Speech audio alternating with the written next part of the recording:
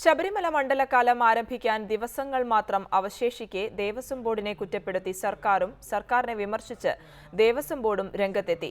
ദേവസ്വം ബോർഡിന്റെ പ്രവർത്തനങ്ങൾ കാര്യക്ഷമമല്ലെന്ന് മന്ത്രി കടകംപള്ളി സുരേന്ദ്രൻ പറഞ്ഞു. അതേസമയം മണ്ഡലകാല ഒരുക്കങ്ങൾക്ക് വിവിധ വകുപ്പുകൾ തടസ്സം നിൽക്കുന്നതായി ദേവസ്വം ബോർഡ് കുറ്റപ്പെടുത്തി. മണ്ഡലപൂജയ്ക്ക് നട തുറക്കാൻ 15 ദിവസം മാത്രം ബാക്കി നിൽക്കുകയാണ് ദേവസ്വം ബോർഡും സർക്കാരും പരസ്പരം കൊമ്പ് കോർക്കുന്നത്.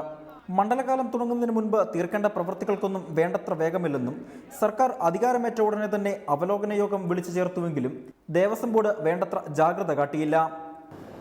ഒരു മാതൃകയായിട്ട് വർത്തിക്കേണ്ടതാണ് ദേവസ്വം ബോർഡ്. പക്ഷേ അവർക്ക് പ്രവർത്തനങ്ങളുടെ കാര്യത്തിൽ അത്തരമൊരു മാതൃക സൃഷ്ടിക്കാൻ സാധിച്ചു എന്ന് തോന്നുന്നില്ല. കാരണം പ്രധാനപ്പെട്ട പല പ്രവർത്തനങ്ങളും പൂർത്തീകരിക്കേണ്ടതായിട്ടുള്ളൊരവസ്ഥയിലാണ് ഇരിക്കുന്നത്.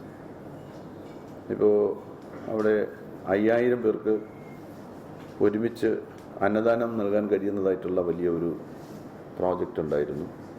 പക്ഷെ അത് 2000 പേരുടെ കാര്യം മാത്രമാണ്. അത് തന്നെ തീർന്നിട്ടില്ല. 15-ാം തീയതിക്കകത്ത് ഇനിയുള്ള 15 ദിവസം കൊണ്ട് വളരെ വേഗതയിൽ തീർക്കാൻ സാധിക്കുമെന്നാണ് അവർ കരുതുന്നത്. 4.75 കോടി രൂപയുടെ 153 പദ്ധതികൾക്ക് ബോർഡ് കഴിഞ്ഞ ദിവസമാണ് ടെൻഡർ ചെയ്തത്. മണ്ഡലകാലം ആരംഭിക്കുന്നതിന് മുൻപ് ഇവ പൂർത്തീകരിക്കാൻ കഴിയില്ലെന്നും മന്ത്രി കുറ്റപ്പെടുത്തി. അതേസമയം മണ്ഡലകാല ഒരുക്കങ്ങൾക്ക് വിവിധ ഭരണഘടനാ സ്ഥാപനങ്ങൾ തടസ്സം നിൽക്കുന്നതായി ദേവസ്വം ബോർഡ് അംഗം അജയ് ത്രയിൽ കുറ്റപ്പെടുത്തി. പമ്പയിൽ നിന്നും സന്നിധാനത്തേക്കുള്ള യാത്ര ആരംഭിക്കുന്ന സ്ഥലത്ത് സുരക്ഷാ ക്രമീകരണങ്ങളുടെ ഭാഗമായി മെറ്റൽ ഡിറ്റക്ടറും സ്കാനറുകളും സ്ഥാപിക്കാൻ പുതിയ ഷെഡ് നിർമ്മിക്കുന്നതിന് ദേവസ്വം ബോർഡിന്റെ നീക്കത്തെ വനംവകുപ്പ് തടസ്സപ്പെടുത്തി.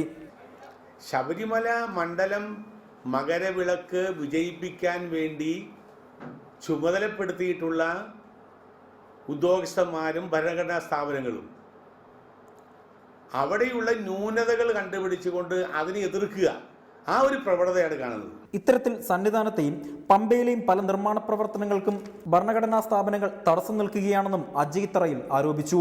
റിപ്പോർട്ടർ, പത്തനംതിട്ട.